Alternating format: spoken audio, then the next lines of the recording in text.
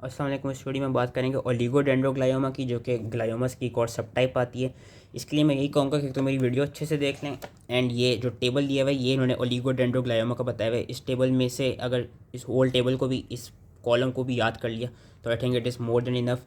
ओलिगोडेंड्रोग्लायोमा as the name suggest, इसमें जो sales होते हैं दे रिजेंबल ओलिगोडेंड्रोसाइट्स। सबसे अच्छी प्रोग्नोसिस देखी गई है सारे ग्लायोमस में तीन तरह के आते हैं, एस्ट्रोसाइटोमा, ओलिगोडेंड्रोग्लायोमा और एपेंडायोमा। उनमें से जो सबसे अच्छी प्रोग्नोसिस होती है वो ओलिगोडेंड्रोग्लायोमा की होती है। They usually occur in adults during the fourth and fifth decades of life and usually इसमें ये सेरेब्रल हेमिस्फेयर की ही इन्वॉल्वमेंट होती है। आईडीएच जो जीन होती है, जो हमने आईडीएच पढ़ी थी एस्ट्रोसाइटोमस की पिछली वीडियो में, इसमें ये देखी गई है कि आईडीएच की सिर्फ म्यूटेंट वाली फॉर्म की म्यूटेशन मिलती है।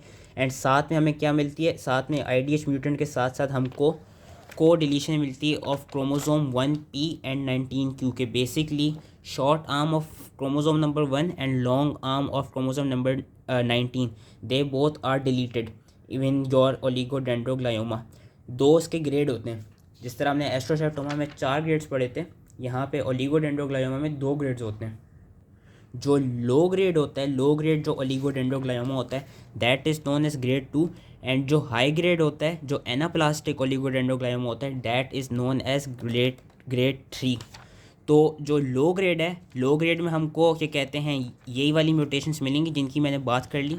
जो हाई ग्रेड होता है, जो कि एनाप्लास्टिक होता है, उसमें उसमें हमें कौन कौन सी म्यूटेशन मिलती हैं, उसमें CDKN2A की डिलीशन नज़र आती है, क्रोमोसोम 9p का लॉस नज़र आता है, एंड टर्ट की प्रोमोटर म्यूटेशंस हमको मिलती हैं। ये 3 म्यूटेशन हमको याद रखनी होंगी कि जो लो ग्रेड था, जो अब का ग्रेड 2 था, ग्रेड 2 में ये वाली मिल रही थी। एंड जो ग्रेड 3 है उसमें loss of chromosome 9p, deletion of CDKN2A and tert promoter mutations मिलती हैं।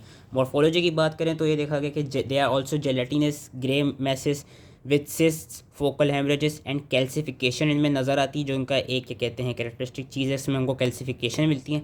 Tumour cells are seen as, इस तरह के ट्यूमर सेल्स हमको नज़र आ रहे होते हैं कि sheets of regular cells with spherical nuclei containing finely granular chromatin surrounded by a clear halo of vacuolated cytoplasm, as we can see it over hair.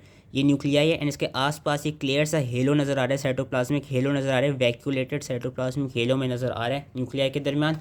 और इसमें हमें क्या मिलता है, हमको चिकन वायर अपीयरेंसेस मिलती है कैपिलरीज की delicate network of anastomosing capillaries which is resembling the chicken wire. And 90% of the time हमको कैल्सिफिकेशन मिल रही होती है। And these tumours they infiltrate the cerebral hemisphere, they infiltrate the cerebral cortex, often they collect around the neurons, hence they उनमें जो हमको एक resemblance मिल रही होती है पेरी न्यूरोनल सेटेलाइटोसिस की तरह की ट्यूमर सेल्स की हमको वो कलेक्शन नज़र आ रही होती है। एंड जो लो ग्रेड होगा, जो कि ग्रेड 2 होता है, उसमें जो माइटोटिक एक्टिविटी है वो कम होती है। वेरेस जो एनाप्लास्टिक वाला होता है, जो हाई ग्रेड होता है, उसमें ऑब्वियसली माइटोटिक एक्टिविटी ज़्यादा होती है। एंड सिंस उसमें माइटोटिक एक्टिविटी ज़्यादा होती है, उसमें हमको हायर सेल डेंसिटी नज़र आती है, न्यूक्लियर एनाप्लेसिया नज़र आता है और ओकेशनल नेक्रोसिस मिल रहे होते हैं। क्लिनिकल फीचर्स में यही है कि जो सबसे अच्छी प्रोग्नोसिस देखी गई है ओलिगोडेंड्रोग्लायोमास की देखी गई है।